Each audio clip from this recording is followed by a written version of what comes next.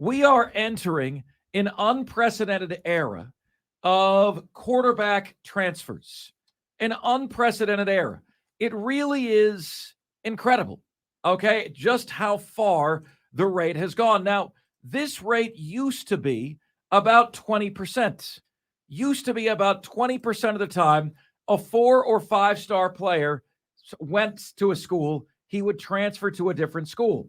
This is about pre the 2010s, okay? Before the 2010s, when, in the golden era of college football, blue chip quarterbacks transferred about 20% of the time.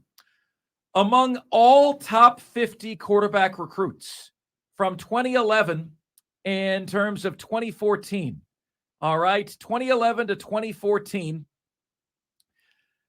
46.9% of 4 and 5-star players transferred among top 50 quarterback recruits. We are approaching, when you get a blue chip quarterback, there is a coin flip chance that he's going to stay at your school. That's incredible. And we wonder why the divorce rate is going on in this country, going up in this country. We wonder why people are unable to commit to relationships in this country. Because it's not only in college football that this is happening. This is also going on in the dating sphere. It's never been easier to get a date. It's never been harder to find a relationship. Why? Because everyone's convinced there's always something better out there. We are taught to look for a bigger, better deal in everything we do. We are now in an era where quarterbacks left and right and everywhere in between, and players left and right and everywhere in between are entering the transfer portal. Clemson's best baseball player, Billy Amick, transfer portal. Why? Was he not beloved at Clemson? Certainly he was. Was he not recognized as the best player on the Clemson baseball team? Well, 1A or 1B on the Clemson baseball team, 100%. But he thinks the grass is greener. He thinks the financial grass is greener. And so he is going, and he is gone from the Clemson baseball team. And it's going to be interesting to see where he ends up. But if you're like me, it just kind of makes you sick, because we're now in an environment where if you don't enter the transfer portal after a great year, you're making a bad business decision. And I hate that that's the system that we have right now. We're going to make a concerted effort. Diesel gets to your YouTube comments. I get to your text line comments. And we're going to make sure we're very active with you guys on Twitter as well. We want to see an increase in Twitter engagement here on the show. So when your tweets come in to us at the Fan Upstate, Diesel will see them. When your tweets come in to me at Mark Ryan on Air, MARC Ryan on Air, I will see them. We will get to them here on the show today.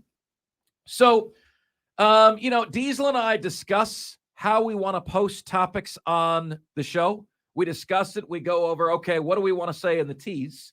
And Diesel, we'll have to discuss this one carefully, because the reality is that I've seen this time and time again, is that the fan bases throw sharp pointing objects at you whenever you say anything they don't like. And hey, look, which Clemson quarterback is going to transfer? Which Gamecock quarterback is going to transfer? Slow news day. What a bunch of losers. Why would you even make anything like this up? We will get those kind of messages. And I will divert those people back to the fact that 47% of 4 and 5-star quarterbacks transfer. So if you have 4 blue chip quarterbacks on your team, number 1, consider yourself blessed. Number 2, only 2 of them are going to still be there.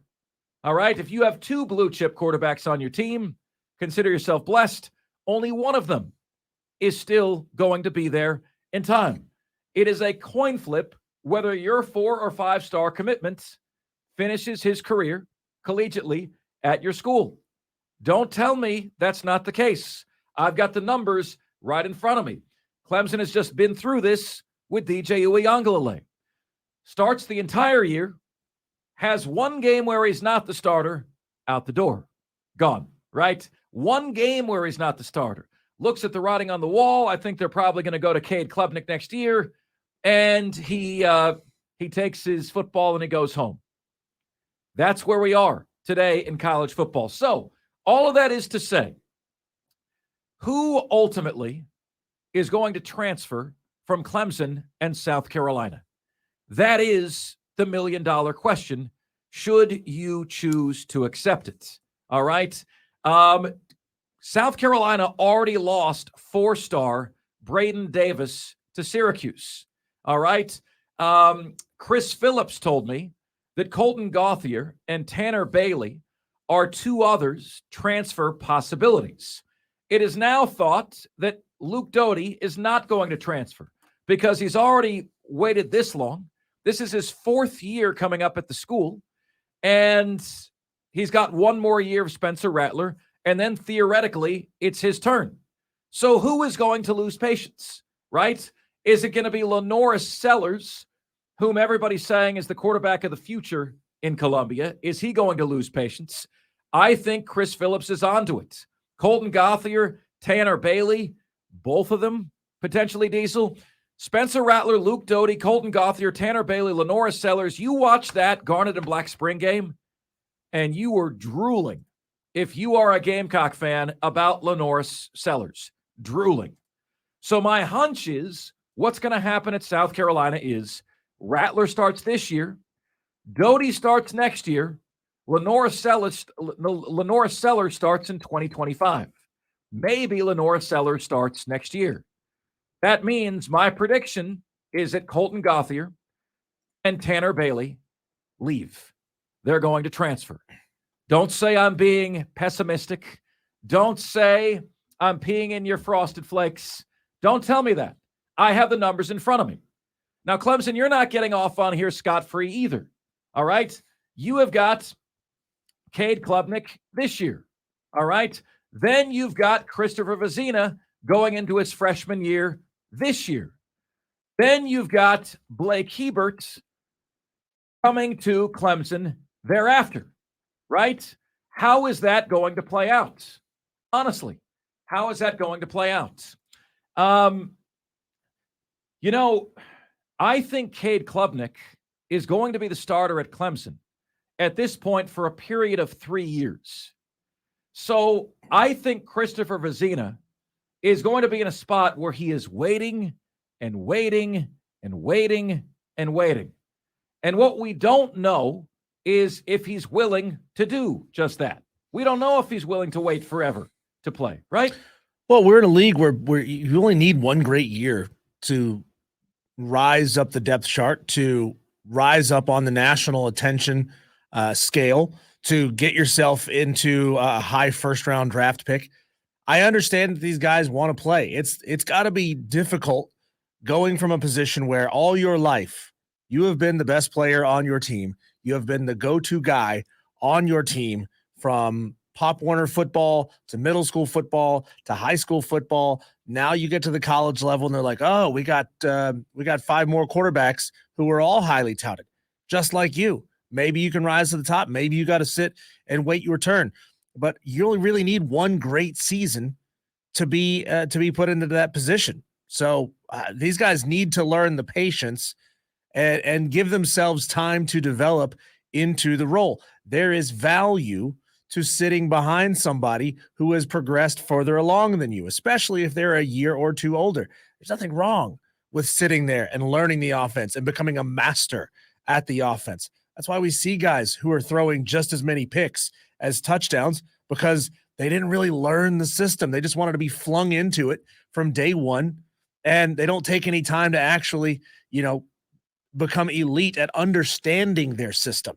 You might be able to go perform in a system, but if you can understand and perform, that's how you have elite talent. Cade Klubnik is entering his sophomore year. It is hard for me to see a situation where Cade Klubnik is not at Clemson for 3 years. Honestly, as honest as I can be. Christopher Vezina is going to be a freshman this year. Is Christopher Vezina going to redshirt this year potentially? And then he would be a redshirt freshman in 2024, redshirt sophomore in 2025, and then playing as a redshirt junior in his 4th year in 2026. Is he willing to go the Luke Doty route? See, I think Blake Hebert being the class of 2025 is in a good spot, right? He's the class of 2025. Cade Klubnik starts 23, 24, 25. Blake Hebert is right there. That's his freshman year. I think Christopher Vezina is the most likely guy to transfer. So again, Diesel, we don't want to predict who is going to transfer. Okay. I don't want to tell kids what they're going to do. You know, like all I want to tell you is the most likely candidates are Colton Gauthier and Tanner Bailey from South Carolina and Christopher Vezina from Clemson because of the timing, not because of the skill. I think Christopher Vezina is very skilled. Looked very green, looked a little bit unready, unsteady in the Clemson spring game. But I think given the timing and given the fact that Cade is probably going to be the guy for 3 years at Clemson, I could see the transition going from Cade Klubnik to Blake Hebert and Christopher Vezina potentially getting lost in the shuffle.